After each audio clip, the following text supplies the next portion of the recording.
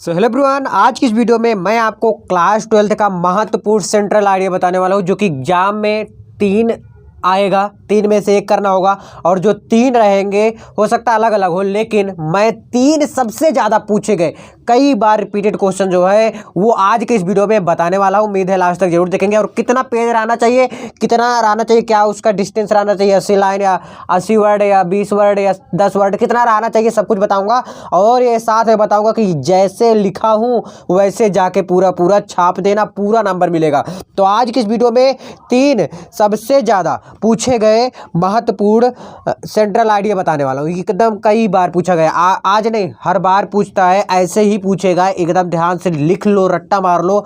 ये 3 central idea बहुत ज़्यादा इंपॉर्टेंट है, एग्जाम में यहीं से आएगा। जी हाँ, यहीं से जो आज मैं बताने जा रहा हूँ, 3 के अलावा कहीं से नहीं आएगा। और कैसे रहेगा, एकदम अर्थ सहित, एकदम अच्छी तरीके से बताने वाला हूँ।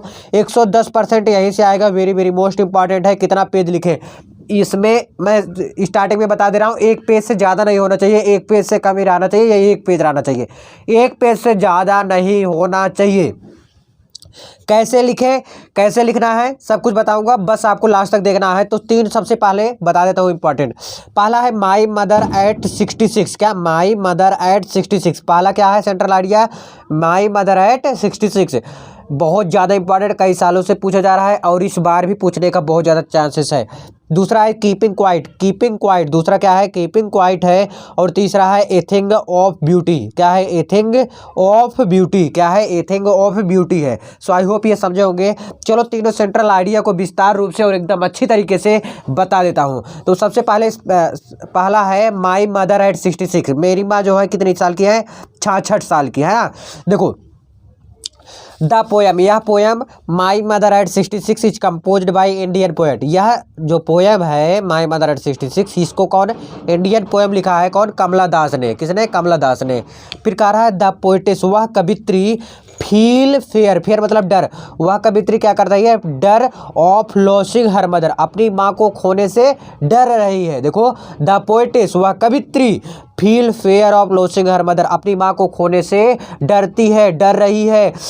क्योंकि देखो बिकॉज माने क्योंकि his mother is very old, उसकी माँ क्या हो गई है, काफ़ी बुढ़ी हो गई है, काफ़ी उम्रदार हो गई है। कितने साल की, 66 साल की। 66 मतलब क्या होता है, 66 साल की हो गई है।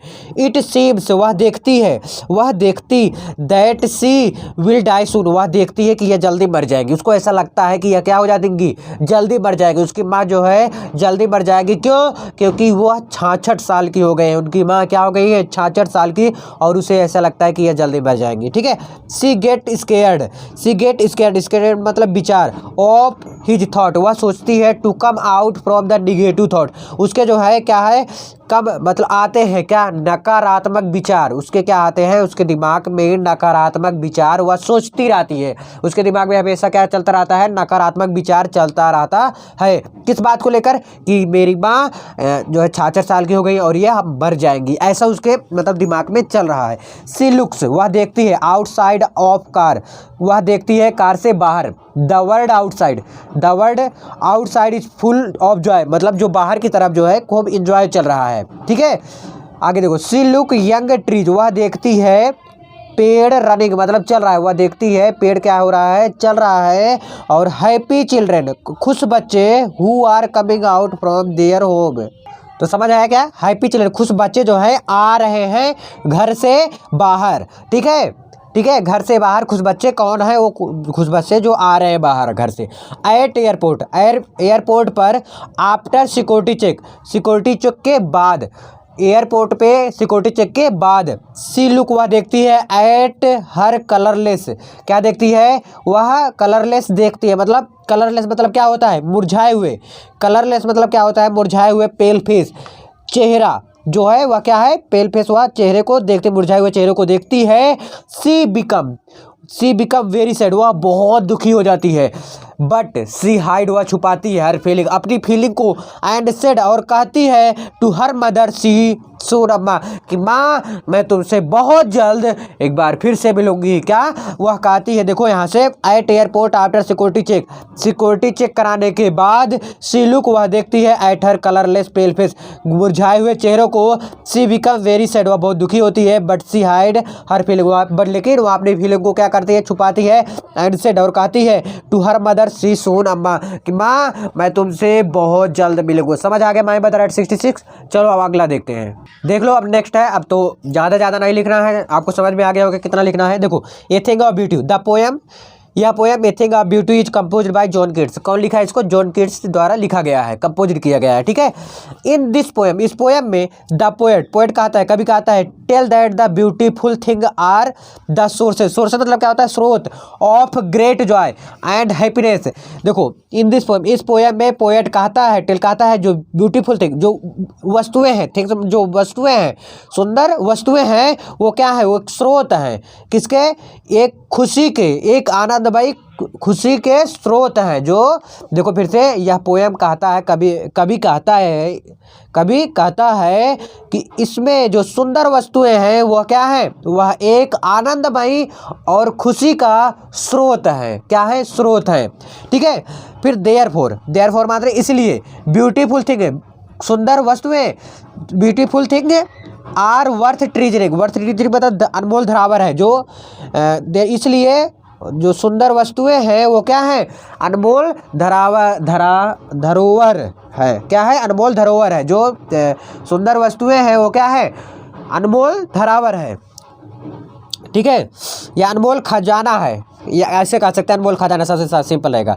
With the passing of time, समय बीतने के साथ साथ, I think of beauty become more joyful, और भी क्या हो जाता है? आनंदमयी और अच्छा हो जाता है। समय बीतने के साथ साथ और ही अच्छा और आनंदमयी हो जाता है।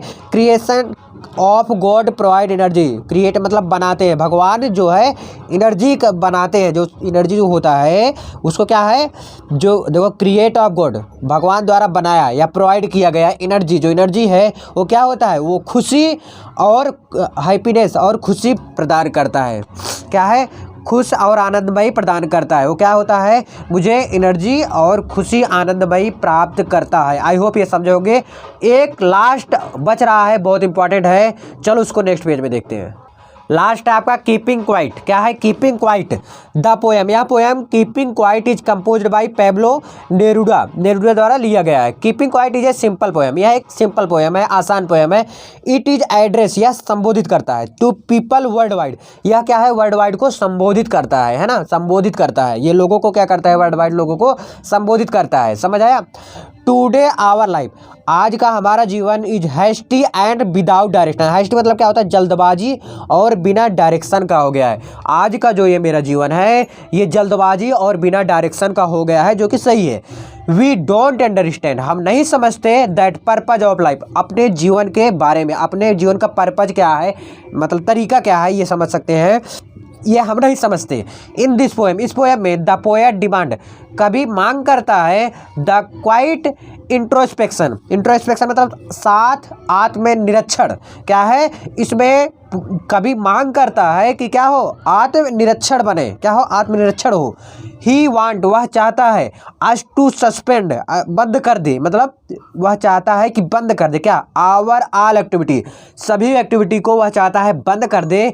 Then we can resume, then मतलब देन तब हम अगेन यानी दोबारा, है ना, हम दोबारा प्रारंभ कर सकते हैं आवर एक्टिविटीज, अपनी एक्टिविटी को, इन देयर राइट डायरेक्शन, एक सही डायरेक्शन में हम अपनी एक्टिविटीज को एक बार पुनः क्या है? फिर से सही डायरेक्शन में चला सकते हैं, दिखा सकते हैं और कर सकते हैं। ये चीज़ इसमें कहा गया है।